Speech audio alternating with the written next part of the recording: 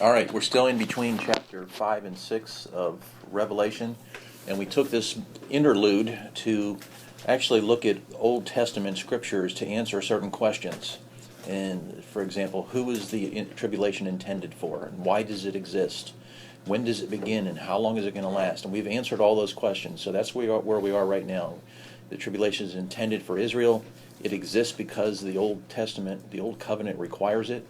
When does it begin? At the beginning of the covenant between Israel and the prince who is to come. And we know that from the book of Daniel. We also know from Daniel that it's going to last for 1 week, which week meaning a group of sevens in Hebrew, so we know it's going to last for 7 years. So as we get to there, are there other signs that to confirm that the end is near, that we are end of this period of time called the church age? Well, actually there are, and that's where we started, where we were at last weekend. We said there's going to be 3 questions. We're going to look at events that must precede the tribulation, signs that tribulation is approaching, and then signposts within the tribulation itself. And we answered question 1 last week. And just as review of what that is, events that must precede the tribulation. 1 is church apostasy. And we saw that in Revelation chapter 3, the Laodicean church, and references there to Timothy and Thessalonians. Israel would be regathered in the land. We've seen that. Also the rapture, the emergence of the 10 world rulers, and the physical return of Elijah. Those are yet to come, those last 3. So that we know that along this list, 2 things have already come to pass or are underway, the apostasy and the regathering of Israel. So we know that the Lord's program is underway, that it has started, and that things are going according to plan, and the rest of the events on this list can be expected to follow soon. So that leaves us now, we're at the second question. And to study this, we said we really need to go back into the New Testament. We're going to go back to a portion of Scripture known as and described as the Olivet Discourse. And we're actually going to combine some of the readings here from Matthew chapter 24 and 25 and Luke chapter 21. And there's some material in Mark, but that's really kind of repeated in Matthew. So let's begin with Matthew 24 to start answering this second question. Matthew 24, verses 1 through 3. Jesus left the temple and was going away when his disciples came to point out to him the buildings of the temple. But he answered them, "You see all these, do you not? Truly I say to you, there will not be here one stone upon another that will not be thrown down." And as he sat on the Mount of Olives, the disciples came to him privately, saying, "Tell us, when will these things be? And what will be the sign of your coming and the close of the age?" So, Jesus is departing from the temple after he spent his final day teaching at the temple, because the next day he's going to be crucified. So naturally, you would think Jesus' thoughts are weighing heavily on him, and he's remaining focused on his death and the events that are coming, but also the coming judgment and his return. So as he departs the temple grounds for the short walk, really from there to the Mount of Olives, located on the eastern side of the temple, the disciples engage in a little sightseeing. Oh, look how wonderful this temple is. And they admire the magnificence of the temple and remark about it to Jesus. And he responds with probably to them a rather surprising statement, at least it would be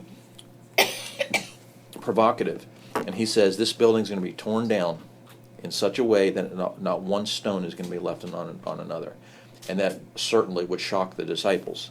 It would almost be like somebody coming to us prior to 2001, say the World Trade Centers are going to be reduced to rubble, almost in the batting of an eye.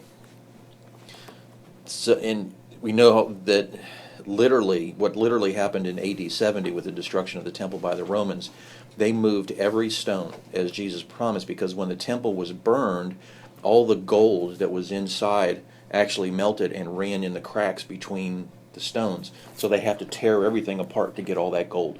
So literally, they didn't want to tear the building down, but to get all that gold, they were ordered to. So that fulfilled Jesus' prophecy, is saying every stone here is going to be turned over. And they did that to retrieve the valuable metal, because there was gold running down in between the cracks. So as the disciples hear this rather amazing prophecy to them, they don't say anything to him at the moment. But as they get away and they approach the Mount of Olives, they inquire privately about this rather amazing event to them. And specifically, they ask 3 questions. Matthew records all 3 questions, and Luke only records the first question, but he adds an important detail that Matthew doesn't. Luke 21:7, and they asked him, "Teacher, when will these things be? And what will be the sign when these things are about to take place?" So when we put Matthew and Luke together, we arrive at the following 3 questions. When will these things take place? And what will be the sign of these things? That's the little addition that Luke adds. What are the signs of your coming? And what are the signs of the end of the age? So in the discourse that follows, Jesus answers these questions. And so we can immediately understand how this ties into our study of Revelation. Jesus is going to give the disciples signs, not only for when the temple is going to be attacked and destroyed, but also he's going to give them signs that the end of the age, i.e. the age of the Gentiles, is over, and therefore the tribulation is near. And finally, he's going to give us the signs that his second coming has come, or will come, and therefore the tribulation is ending. And to make sure the disciples don't confuse these signs, believe it or not, Jesus also answered a 4th question that the disciples didn't even ask. He's going to tell them what are not signs of the end. And that kind of makes sense, because as we see some of the signs that are going on even today, we could easily confuse them with everyday, ordinary events. So he wants to make sure we understand, and that they understood, what are the signs and what are not the signs. And before we look at a lot of these answers ourselves, there's another important detail to the very structure of this and how this goes on. And it's important to understand so that things won't get confused. Jesus answers these questions in a different order than they were asked. So he doesn't go through the first question, the second, and third. He actually answers the 4th question first, and then he works his way back. And that's not really surprising, because sometimes when we do something similar, when we're asked a whole series of questions, you answer the one that maybe clears the way for the other ones, and you would think that he's probably doing that here. And recognizes that the answers don't align in the same order of the questions is really kind of crucial to interpreting this passage properly. So as we move through these questions, we're going to see how some people have misinterpreted key aspects of eschatology simply because they don't see this change in order. You know what eschatology is. It's just a fancy way of saying end times. So let's begin with the first answer, which is answer to the question that wasn't even asked.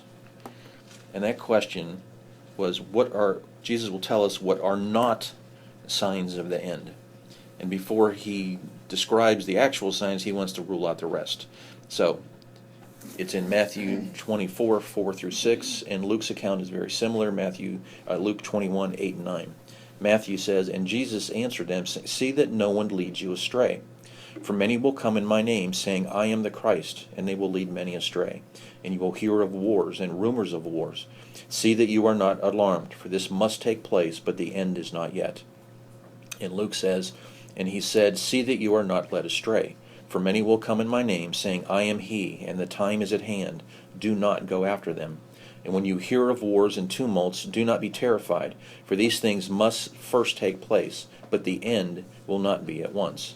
So, what's the first thing? False Christs will come. End times doomsayers will come. When they do, we are prohibited from following them. In fact, we may never follow anyone who claims to be Christ in the flesh. So how can Jesus tell us that? Because we know that's not how he's going to return. We know that how he's going to return. When the real Jesus comes for his disciples, he brings us to himself in the clouds at the rapture. And short of seeing Christ during the rapture, we can be sure that no claim to be Christ is accurate. And secondly, we're going to see here of wars and rumors of wars, because wars are going to be a fact of life. And if you, in fact, you look, they are, and they always have been. There's always been wars. But the changes in regimes promised by Daniel assure us of that kind of stability. Because remember, there's 4 major world empires that Nebuchadnezzar saw in that great statue that he saw, and then later on in Daniel, the 4 kingdoms that they saw. So one doesn't replace the other without some fighting. But these things shouldn't frighten us. They're not they're not meant as signs. They're just ordinary, everyday things. So next, Jesus is going to give us the answer to question number 3. And question number 3 was the signs that the age of the Gentiles is coming to an end. And that's a little more relevant here. Matthew 24:7. For nation will rise against nation, and kingdom against kingdom, and there will be famines and earthquakes in various places. All these are but the beginning of birth pangs. Okay. Jesus calls these things, interestingly enough, the beginning of birth pangs. Birth pangs are the metaphor he uses to explain how these signs are going to progress. Like birth pangs, they're going to start off almost imperceptible, sometimes even barely noticeable, and they can easily be confused for something else. But over time, they're going to increase in frequency and intensity. And at some point, the increasing frequency and intensity will drive awareness that something new is happening here. This isn't just some ordinary pain. This is something a little bit different. So for the first sign, Jesus used this rather intriguing statement. He says, nations will rise against other nations, as in war, and kingdoms fighting kingdoms. Okay, but then the question is, how is this different from the wars that Jesus just said were not signs? What's the difference? Didn't he just say there'll be wars and rumors of wars, but don't worry because that's not a sign? But then he turns around and says, nation will rise against nation. That implies fighting. That implies war. So how is this different than the ones that he said were not signs? Anyone want to take a guess? World wars. Yeah. The actual term nation against nation and kingdom against kingdom is a Jewish idiom. And in rabbinical writings, it defines it as the entire world at war, not just a regional conflict. So when he says, if you hear of wars and rumors of wars and fighting between here and there, that's not really it. When the whole world is engaged in a conflict, that's nation against nation and kingdom against kingdom. So the First World War met that definition at the beginning of the 20th century. It started off in 1914. So it was different from any other kind of war that preceded it because, ironically, they said at that time it was the war to end all wars. Unfortunately, it was followed by the Second World War about 30 years later, which caused us to rename the war to end all wars World War I. So the first sign of the end of the age of the Gentiles is that all Gentile nations fighting one another for control of what? That fourth kingdom that Daniel saw. These wars place us squarely at the time of the end of the age. And also during all this, we have the seventh church, the Laodicean church, another one of those signs. The next sign is famines. And like wars, we know that famines have always existed. In fact, Jesus himself pointed out in Scripture that the poor are a fact of life. So if famines are to stand apart from the everyday, ordinary, and serve as a sign, they must have we have to see some sort of increase in dramatic fashion, like those birth pangs that start off and then get worse, something beyond the normal level. So we're going to have to see famines increasing in frequency and intensity. And there's actually plenty of evidence that we're in the midst of such an increase. Famine is rampant in countries like Bolivia and Peru and Mexico and Indonesia, the Philippines, Pakistan, Thailand, Ethiopia, and throughout most of sub-Saharan Africa.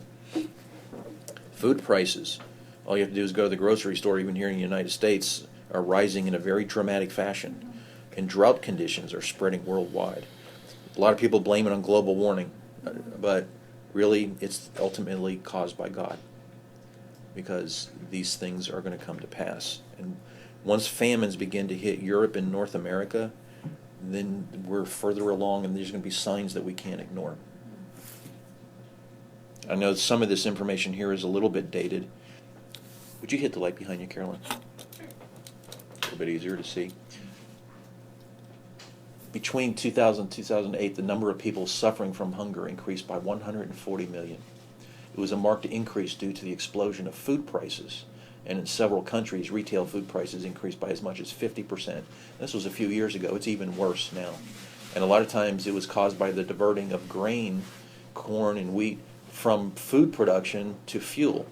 I mean, all you have to do is go to the gas pump and it says 10% of ethanol. That's corn. So these things are being diverted. Food riots have erupted around the world, in all major regions of the world. According to the Federal Accounting Office, the price of grain staples has increased by 88%. The price of wheat has increased 181% over a 3-year period. This is all getting worse.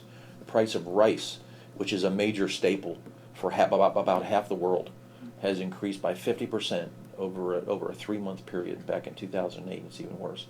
2.6 billion people, 1/3 of the world's population on the world, live on less than $2 a day and spend up to 80% of their incomes on food. And hundreds of millions of people cannot even afford to eat. Are famines getting worse? Yes, they are. Okay, you can hit the light again. The final sign is earthquakes. So like famines, earthquakes are following the pattern of birth pangs, increasing in frequency and increasing in intensity. In the United States, there has been a dramatic rise in earthquakes, even in the past few years. I mean, it seems like every time we turn on the TV, there's an earthquake out in Oklahoma, or somewhere. You know, that you got an earthquake there. You know, it really doesn't make sense. So, and several states see earthquakes rising rather unexpectedly.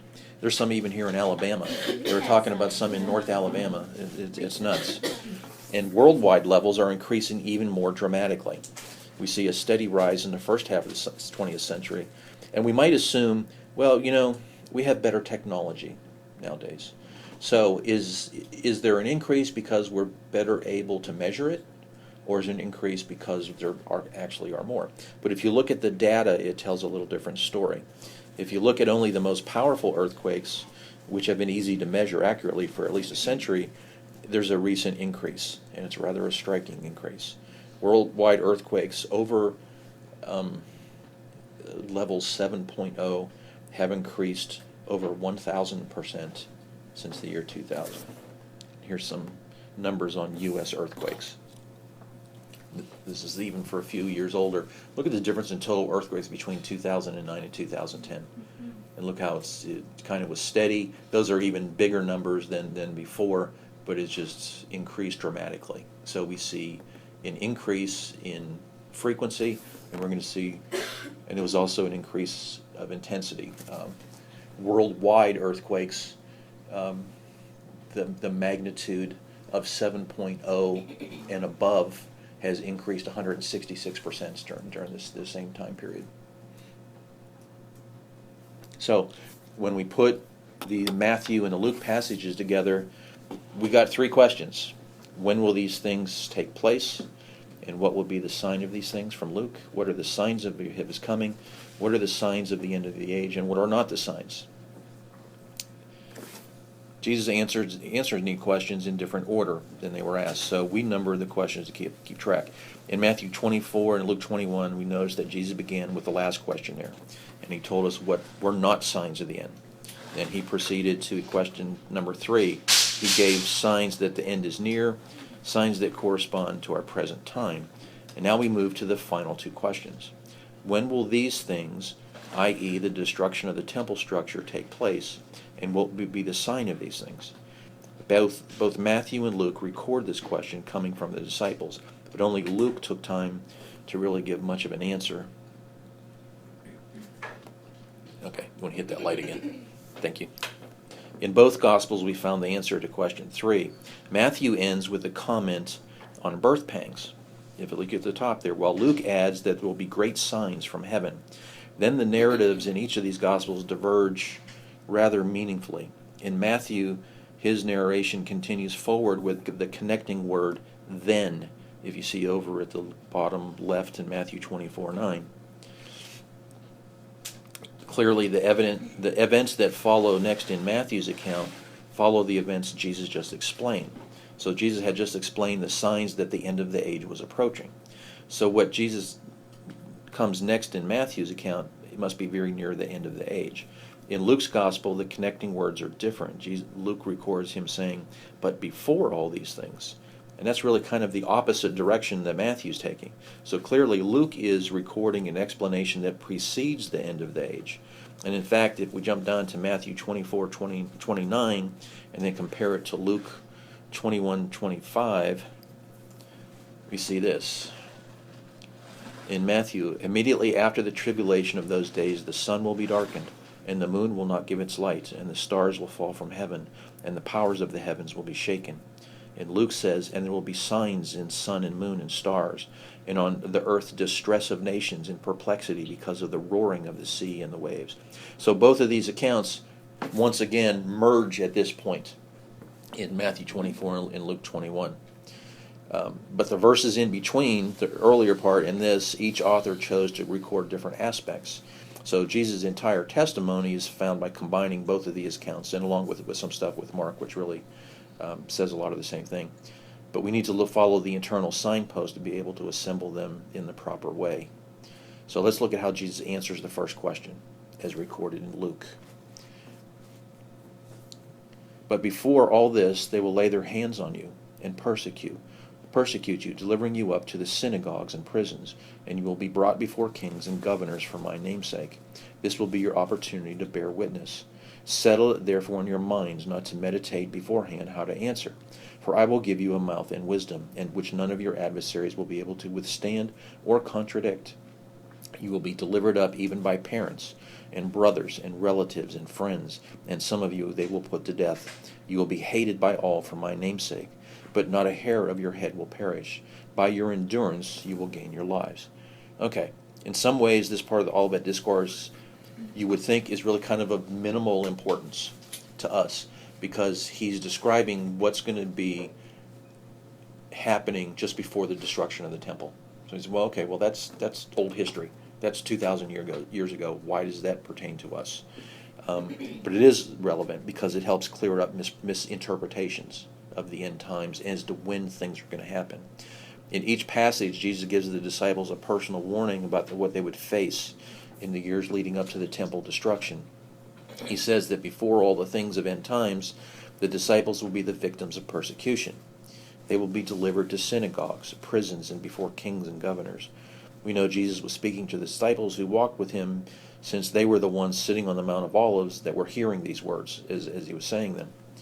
Most importantly, they were the men who suffered the very things described here. They were persecuted by the Jewish authorities and the Roman authorities.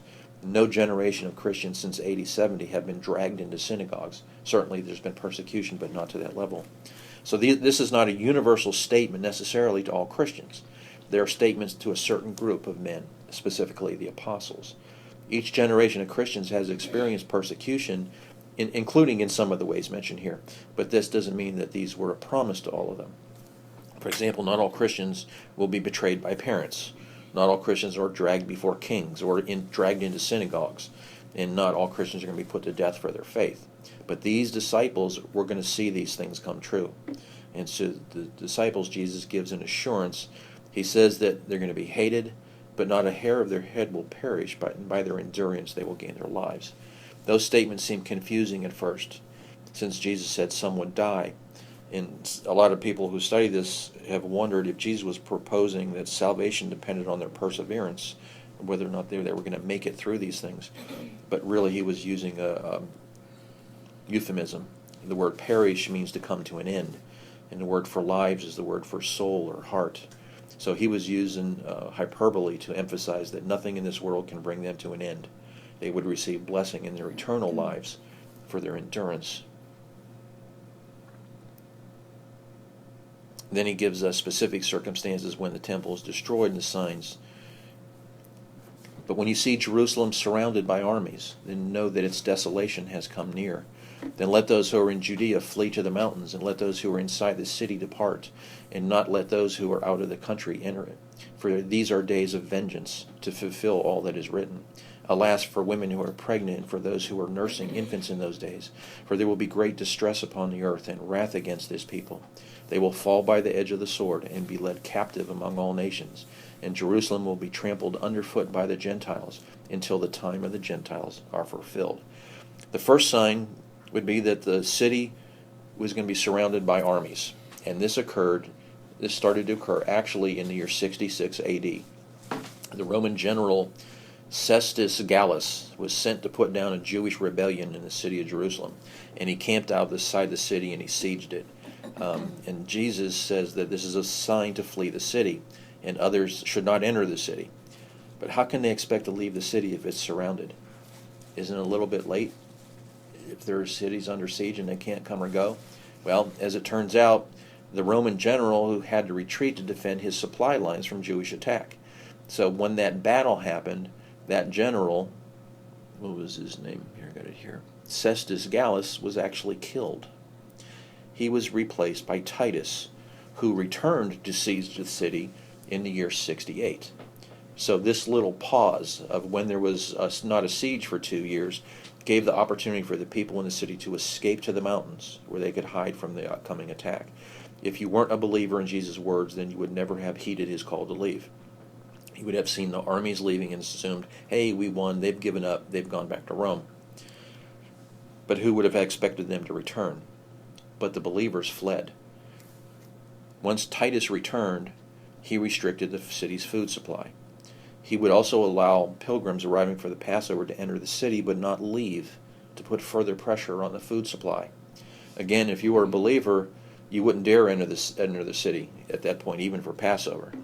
I don't know if you've all heard of the Jewish historian Josephus. He's written a history of what was going on. He was actually an eyewitness to these things.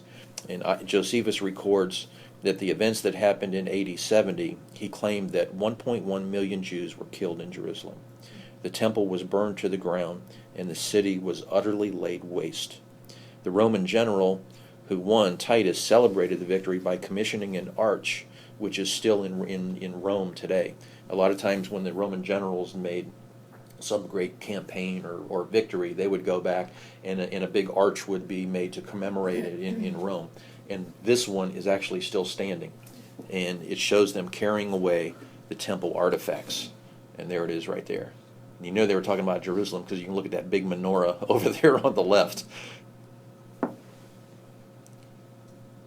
Finally, Jesus says that this event would be the final act of destruction against Jerusalem, in keeping with the age or times of the Gentiles that were foretold by Daniel. And as the city is going to remain in this state until the age is complete. Well, wait a minute, John, there's a city there now. Yeah, but it's ruled by the Gentiles. It's underfoot of the Gentiles. So next time, we're going to look at Jesus' his answer to the final question, what will be the sign of your coming? And then after that, finally, we'll get back to Revelation chapter 6 after we have finally laid all the foundation for this.